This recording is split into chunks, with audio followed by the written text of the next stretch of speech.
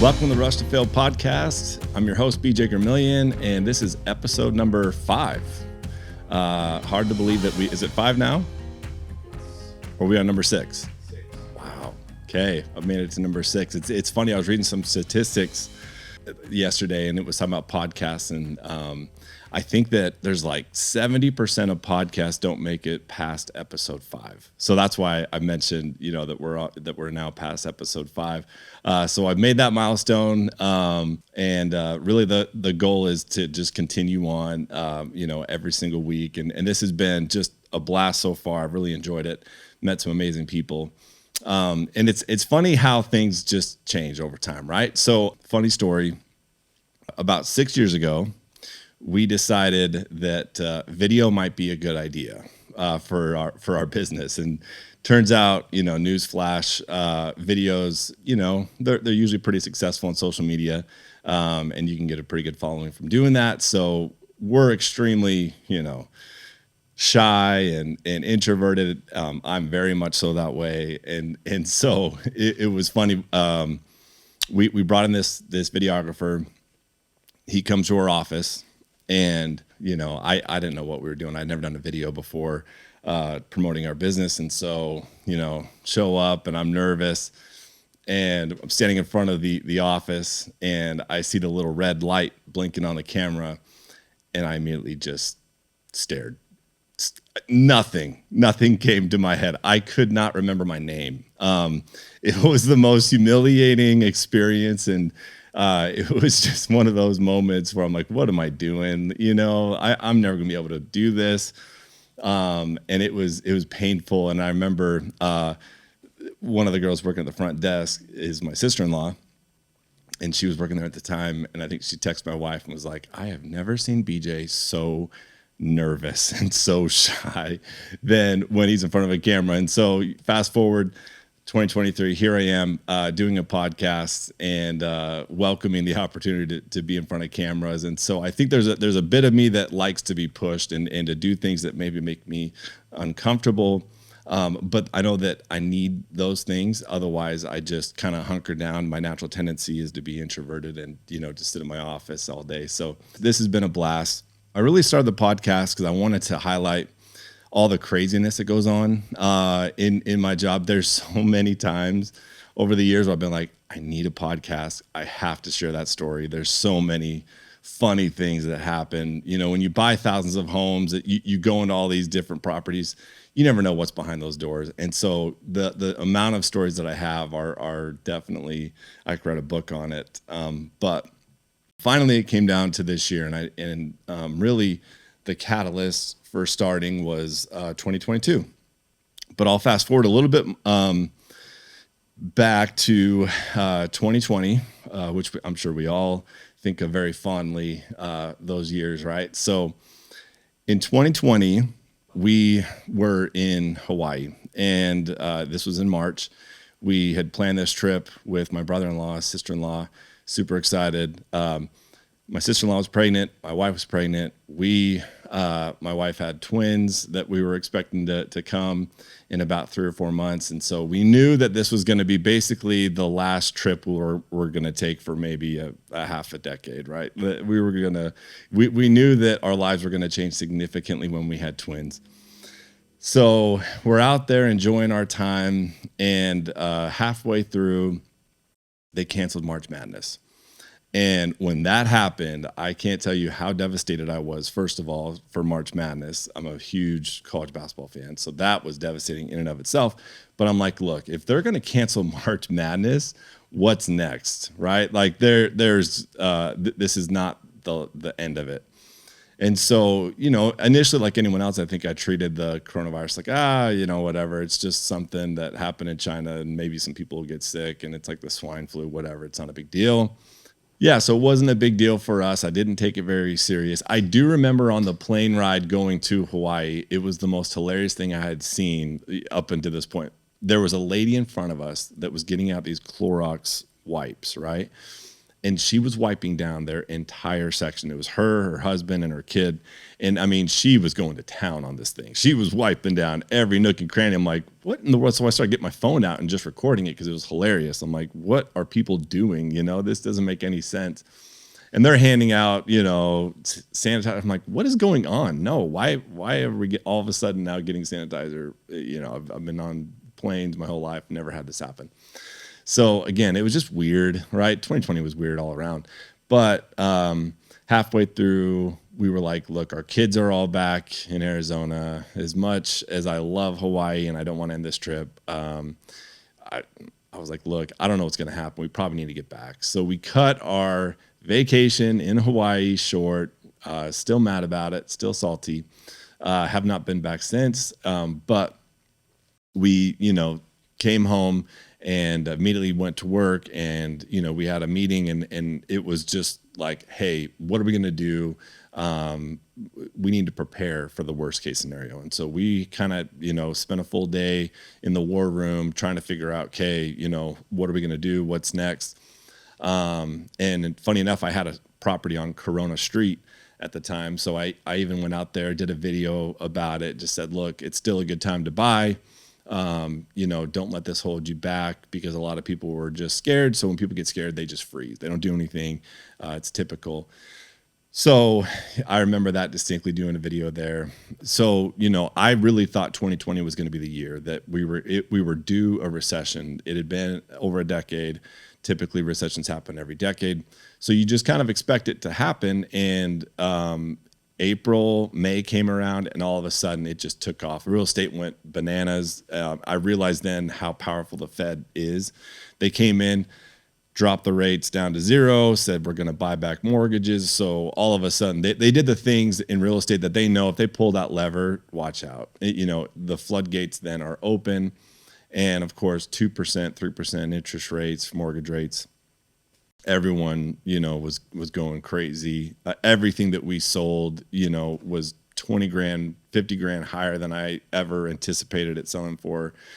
Everyone knows that year and a half, 2 years was just crazy. Market just took off. No matter what you bought, it just worked. And it nationwide, pick your place, didn't matter. So it made a lot of people, I'm sure, feel like they knew what they were doing, that they were smarter than they really were. It was just the perfect storm.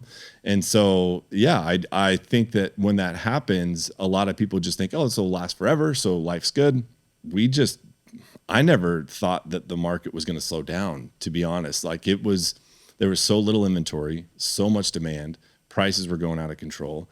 And I would tell everyone, like, I just don't see it. I don't know how things can change. Well, 2022 happened. So we saw what the Fed did in 2020, where they just, spent trillions of dollars and artificially inflated the market. Well, we see what can happen on the other side of that. So 2022 came around, and the Fed realized they had made a mistake. They were slow. They didn't need a third stimulus. Don't need to get into that, obviously, but that was definitely unnecessary. Inflation skyrocketed. So what do they do? The biggest contributor to that, one of the biggest contributors to that, is going to be housing. And so the Fed decided, okay, real estate is in our crosshairs. That's what we're going after, and no mercy, basically. So they said, okay, we're going to jack up interest rates, and they increased interest rates faster than they ever have in history. And while I don't disagree necessarily with what they did, I know that it was important to do, and it worked. So real estate just hit stop. It paused.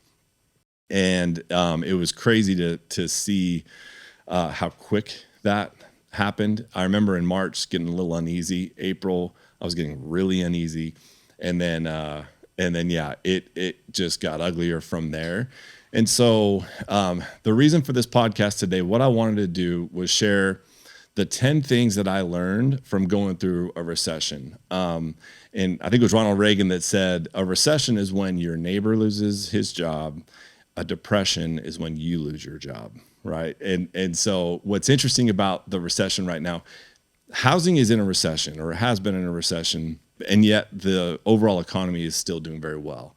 And so I think that a lot of people are like, what are you talking about? We're not in a recession. Unemployment's never been so low. All the stock market's still going crazy. So it's doing fine. I don't know what you're talking about. Real estate, if you know anyone that's a lender, I promise you that they are probably in another profession right now because they rely on volume. Realtors, lots of those are finding new jobs right now because they rely on volume. And so our business at the time was running at about $2.5 to $3 million in overhead for the year. So you can imagine every month having to write that check, and it obviously is relying on volume as well and being able to sell inventory. Well, when that stops completely, and you're not having revenue come in anymore, well, guess what? The business is still hungry. You still have to feed those families and employees. And so you have to act very quickly. And so I learned this was really my first rodeo with a full-on recession in my industry. And so there were so many lessons. 2022, I joke about it often, but I think that I lived about a decade in 1 year. Every month felt like a year. Every day was a struggle. It was just pure trying to figure out every day, okay, what's going to be the next thing we got to figure out? What's the next fire we got to put out? Because it was just constant and it came pretty quick. And so I took some notes down that I wanted to share that hopefully this will help. I think that the recession, I'm sure that there's going to be a global recession that will probably happen the next, year or two. We're already seeing a lot of cracks. And so again, lesson I learned, if you don't think it's going to happen soon, just prepare for the worst, right? Maybe it won't, maybe it won't come. Maybe it'll take another 10 years, who knows? But I have learned hey, we were in real estate and there was no sign anywhere to say that it was going to stop, that it was just going to honestly just come to a dead stop. The best way I have to explain it is we were going 100 miles an hour down the freeway and then there's a traffic jam, just dead stop. And we slammed on the brakes and nothing happened. Nobody was selling, nobody was buying. It just stopped. And we were like, okay, we got to figure this out. What's going to happen? And so lots of lessons learned. And so, here's kind of my, I guess, David Letterman top 10 things that I learned from going through. And, we're still going through it. It's not by any means pretty in roses, but I can see the light now at the end of the tunnel. The traffic jam is now easing up and there's, people are moving. But it's not perfect, but it's a whole lot better. So I think for me, the number one thing that we had to do right off the bat was we had to stop the bleeding, right? So anytime there's a catastrophe, let's say if someone has a major injury and there's blood, right, they immediately just say, okay, stop the bleeding right away. So we looked at that and said, okay, what are our costs? How do we cut? And we just took a machete to it and we had to just cut as quickly as we possibly could. We had a marketing budget. We were spending about $60,000 a month in advertising just for our, real estate side of things. That went from 60,000 to zero in about, 45 days. Where we just, I just was like, look, I don't know if we'll be able to sell things. I don't know how long this is going to take. So let's just stop that. We went from about 40 employees down to about 4 or 5 that I was responsible for. And then another, 3 or 4 that were, on the development side, and the construction side, we decided, look, it probably makes sense for, the owner of that to kind of run with that business. We were all trying to figure out, okay, what are we responsible for? A couple business partners at the time, one was over development, one was over construction, and I was over real estate. And so we just kind of divide and conquer.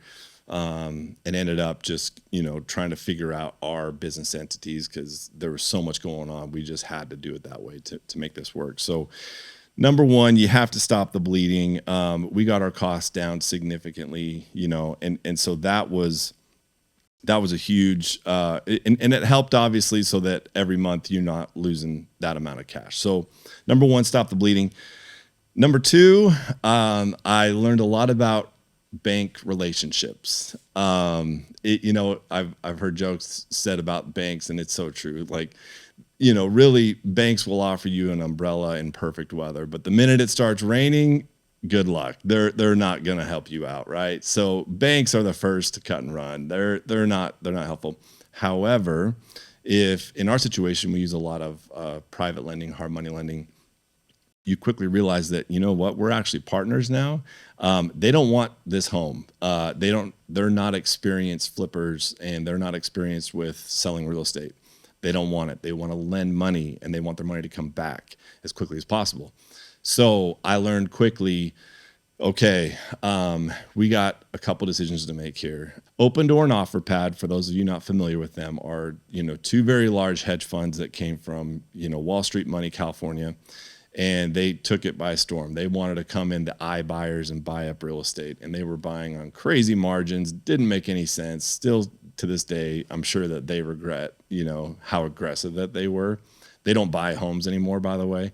They're now in the business of selling real estate, not buying real estate, because they got caught. When the tide went out, they were swimming naked. They were skinny dipping. So I think that they realized quickly, yeah, don't buy on skinny margins. But for us, it was interesting to watch. Open Door and OfferPad took two different approaches. Open Door went, towards the end of last year, decided cut and run. We're getting rid of. I don't care what our losses look like. It's going to be all red. It's going to be ugly, but we're going to get out of this. So they just started selling at very deep discounts. That was your moment, by the way, to buy. For those of you wondering, no longer is the case. But there was a short period of time they were trying to just cut and run. OfferPad was like, no, we're going to stick this out and try and figure it out. That's the approach that we took. I think we could have cut and run. We could have sold and gotten rid of, a lot of our homes. We had about 10 homes that were flip homes. I did try, right? Like, we did list these homes, couldn't sell them. And I quickly realized, okay, I need to renegotiate with these lenders, become friends with them. I was on the phone with them every single week, and we were talking terms, and I needed extensions. And I was like, look, give me another year. I'm going to lease this out. Let's see if we can get the market to come back to its senses again, once things, calm down. And sure enough, fortunately for us, we were able to lease out all of our properties so that we could kind of weather that storm, because there was about $25,000 to $30,000 in interest costs alone every month going out the door, and that was interest only, no principal. So it was a crazy time, very stressful. But the minute we were able to renegotiate all those loans, and then we also got some long-term loans in place as well, that really helped us out. And then I was able to, lease out these properties, so that really it took about 85% of our costs. And I put them on 6-month terms, so that hopefully I'd reassess that 6-month mark. If the market was back to where I needed it to be, we could then sell it and move on. So that was another big lesson that I learned. You're going to have to work with the banks right off the bat. Don't waste your time. Don't, cross your fingers. You have to be proactive. Anytime you're faced with a recession, you got to get in front of it. And you have to act really, really quickly. Number 3, sell. That was like the name of our game, was just anything we could sell, get rid of it, as long as it wasn't like a huge hit. So we learned quickly we got to figure out how to get more cash in our pocket. Cash is king in a recession. That is the biggest thing that I learned and I think about all the time, cash flow. So, really in a recession, it's about who can last the longest. And really companies that file for bankruptcy, they were over leveraged, and they got to a point they didn't have enough cash on reserves. We look at the bank failures that recently occurred. Guess what? They put a lot of their money into bonds. Those bonds, took a turn for the worse. They had a cash call. They don't have liquid cash. Guess what? They failed. Funny enough, of course, the Fed's going to come in and save them. But real estate, they're like, good luck. You guys are on your own. You're on an island, and have fun. So, and it's still that way to this day. They're not in any hurry to save real estate. We all know that they could if they wanted to, but and I don't blame them again. I think it's smart to kind of cool things down. It got out of control. But again, cash is king there. So number 4, residual income becomes really important. So in real estate, we have always relied on big chunks of money coming in whenever we sell a property, right? So if you flip a home, you're sticking maybe $50,000, maybe $100,000 into the property, and with the hopes of getting that money back plus whatever, $20,000, $30,000, maybe more, depending on the situation. So when you do that and you focus exclusively on that and you don't have a residual income coming in from any other source, it becomes glaringly obvious whenever a recession hits.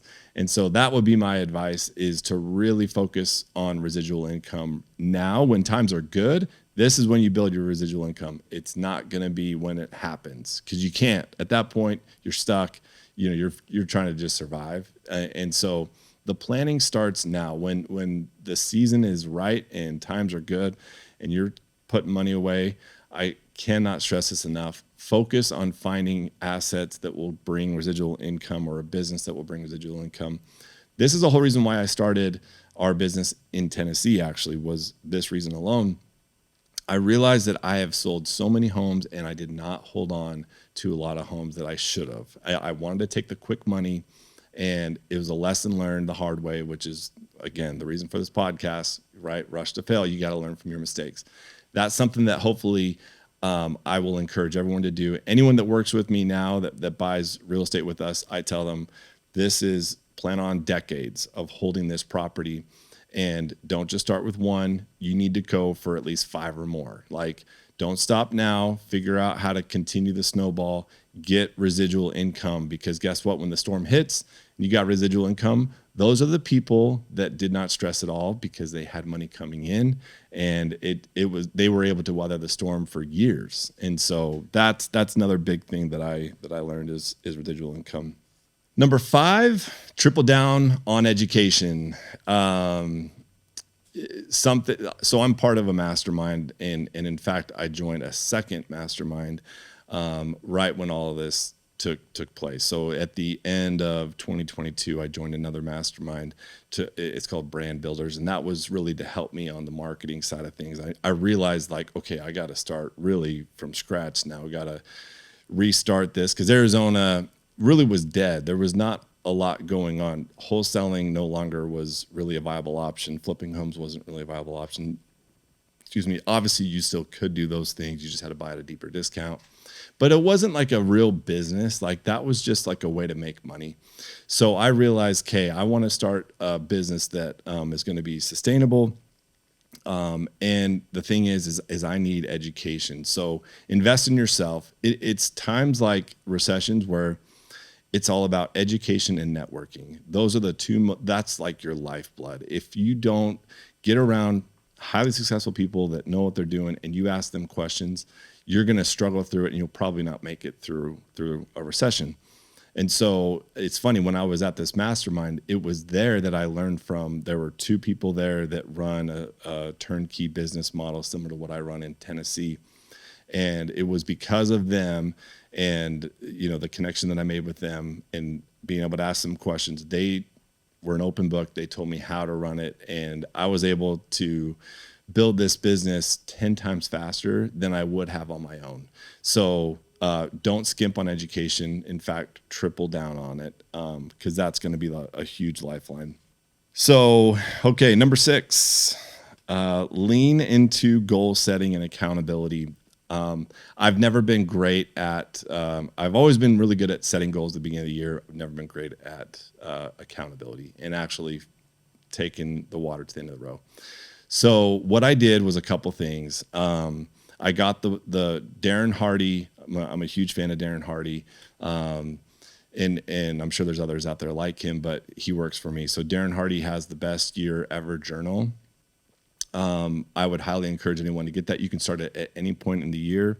It's based off of quarters, which is how I work really well with. I've realized not necessarily annual, but it's quarterly goals. Then you break down a monthly, weekly, daily. And it's accountability. Every day you're going in there and you're filling it out.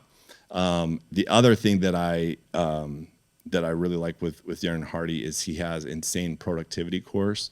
I think it was $250 or $300 or something like that. Highly recommend it. Again, it was another course that it pushes you to really have your best year ever, right? Like, and so I learned quickly, okay, I need to set goals. This is why I have the podcast now, because I learned, okay, that's a goal that I set for the end of quarter one. And I was able to do that along with, several other goals that I had. And so this is the first year where I've been extremely consistent with it, and it's cool to see the exponential growth. So that's number 6. All right, number 7 is set ambitious goals. I have been guilty my whole life of always saying, oh, that's not realistic. I need to set goals that are attainable. And so I would be like, let's grow by 10% or 5% and do what I'm doing. And honestly, like 2022 was a great opportunity for me to hit the reset button. And so I would just encourage everyone, like, don't think small. I'm going to interview someone right after this podcast, actually, that she is a great example to me of someone that is like, hey, I think it's called $1 Billion Babe. Yeah. So she is focused on the whole mindset of think like a billionaire, right? Like, and obviously she's marketing to women, but like her focus is like mindset shift, stop thinking small. So that was another big lesson that I've learned from this. And it's made a huge difference. My son even was playing baseball the other day, and I could tell that he was just trying to get on base. Like, so he wasn't swinging at anything. He was just kind of hoping that the pitcher would throw 4 balls and so that he could get on base. And that was the thing. And I talked to him afterwards. I said, look, you're not swinging. Like, there's a couple pitches you had. And he's like, well, Dad, I don't want to look bad. I don't want my friends to make fun of me, right? Like if I miss the ball. And I was like, look, I am all for it. If you strike out swinging, I would so much rather have you do that than just sit there and watch ball and, strikes come over the plate and you're just afraid to swing because you don't know what your friends are going to think about you. So he's like, yeah, I get that. I understand. And that's the thing in baseball and in life. Baseball, you're super successful if you hit 30% of them, 25% of the times that you get up to bat, you get on plate. So again, swing for the fence. That was a big lesson learned for me. Number 8, and this was a big one, is take care of your people. In fact, I wrote down this quote last night. It said, in prosperity, our friends know us. In adversity, we know our friends.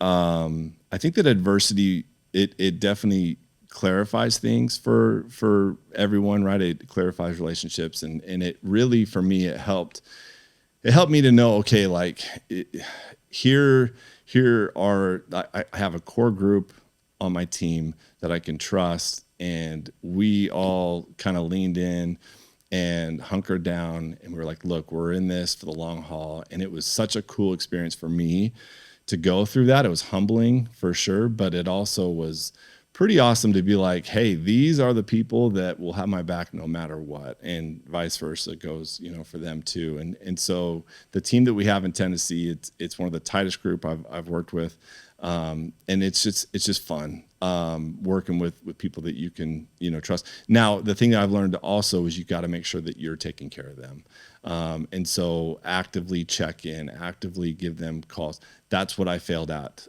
for a long time.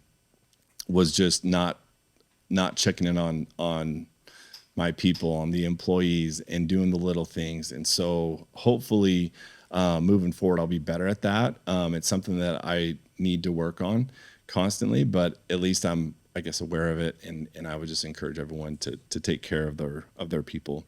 Number 9, do not ignore your health. Anyone that knows me knows that I'm like a sugar fiend, right? Like I love candy. I love whatever, Monster and drinks, all those things that you shouldn't have. I get it. I've always been that way. I don't know why. I got a sweet tooth. All the kids know, come to my office. This is where you're going to find all the good stuff, right? So I've never been super healthy, but I'm also now 40. So when I hit that, I'm like, man, it really makes a difference. Anytime I eat fast food or something, it immediately hits me really heavy, right? And I'm pretty much useless for the rest of the day.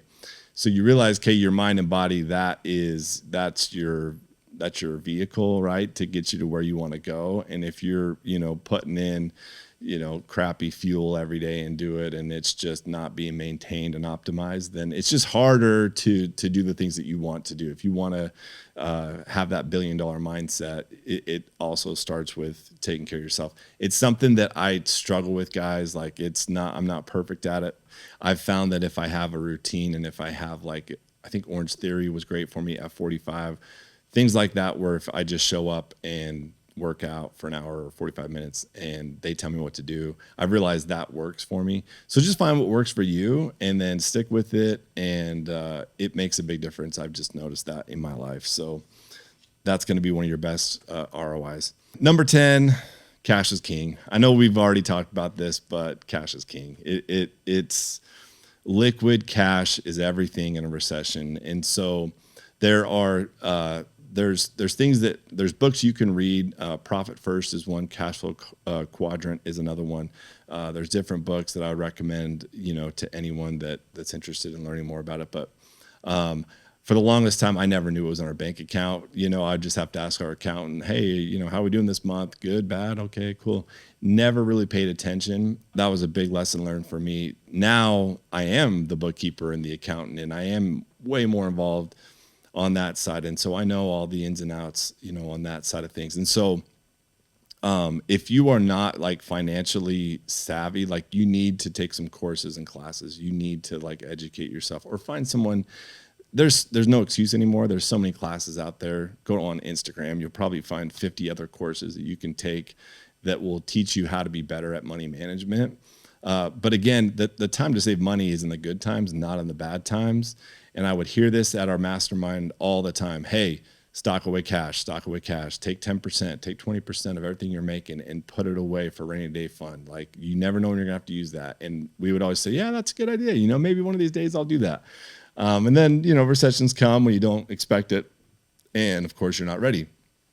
And so real estate is the Hercules of investments. That's what I tell people. Like, it's the King Kong. It is the best investment, bang for buck, bar none, for your money. Here's the Achilles heel, though. It's not liquid. And so you can get in trouble, and I've seen this with a lot of investors, including myself. Real estate is not liquid like, so stocks you could go on at any point, hit sell, and the money's back in your bank account, right? Same with your bank, obviously. If you need the money, it's right there. Real estate, you got to sell it to get it back. And so what I've realized, there's a progression of, so you've got, wholesaling, which is more or less you're flipping a contract. That's the most liquid cash, because you're not really putting any money into the deal most of the time.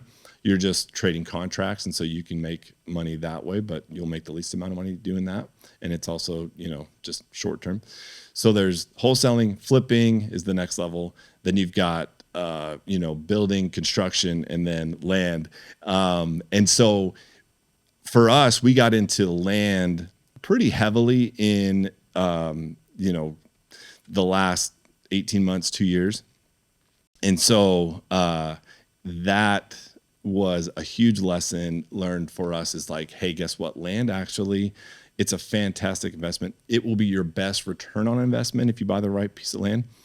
Just understand that it's going to take time to sell it. Way more time than you probably have budgeted for or planned on. Raw land it's a fantastic investment. Our best investments have been raw land and construction. Those are also two very time intense and cash intense investments. And so banks also don't like them for that reason. They understand, like, it could be 3 to 5 years before they see their money. So they don't love those investments either. And there's a reason why they don't love them. I learned that lesson the hard way. So again, I'm realizing, okay, if this happens again, I'm going to have residual income. I'm going to have investments, that are not so heavily tied up. And so right now, it really just has been, 2023 has been the year of kind of unwinding things, and getting our money, back out so that we're able to then reinvest it. So those are just some lessons that I've learned. And so hopefully, that helps people. I know it was probably a lot more geared towards real estate investors. But again, I think that we were the only ones going through the recession while everyone else was doing well, I'm sure. And so we were one of the few that were in a recession. A couple more things that I learned from that experience. Number one, you can do the work of 5 people if you're forced to. I don't think it's necessarily going to last forever, but I've been amazed at how much work I can do when you're forced to. So we're a lot more capable than we give ourselves credit for. Number 2 is go back to the fundamentals. Figure out what you're really good at. Figure out what your sweet spot is, and then lean into that, because that is like, you need to figure out what your superpower strength is, who your avatar is, who you're selling to, and then lean into that really heavily. And it's amazing how quickly, you can figure things out from there. Adversity is my greatest teacher. It's the greatest teacher. That's why, again, we started this podcast, was to talk about adversity and how it strengthens us. If you think about weight training, it is resistance training. The more resistant, the stronger you are. So I've realized that's been a huge thing for me, is just don't look at adversity negatively. Try as much as I possibly can to figure out in the moment, what can I learn from that and how can I be better? This podcast is a perfect example of, get comfortable being uncomfortable. Push yourself to do things that you might not be good at or enjoy, and lean into that. And it's cool already to see some of the fruits that have come from that. So I've met so many amazing people already in this podcasting space, and it's been fun. It's sometimes painful to look back on the podcast that I've done already and be like, man, there's so many things I would change and do different. But that's how we learn, right? So anyways, those are just my top 10 things of lessons that I've learned, and hopefully this helps some of you out there. I'm going to end with one quote that I read last night about failure. It says, "Failure should be our teacher, not our undertaker. Failure is delay, not defeat. It is a temporary detour, not a dead end. Failure is something we can avoid only by saying nothing, doing nothing, and being nothing." That's by Dennis Waitley. So hopefully this helps someone out there. You've listened to the Rush to Fail podcast. Again, I'm your host, BJ Vermillion, and we'll see you next time.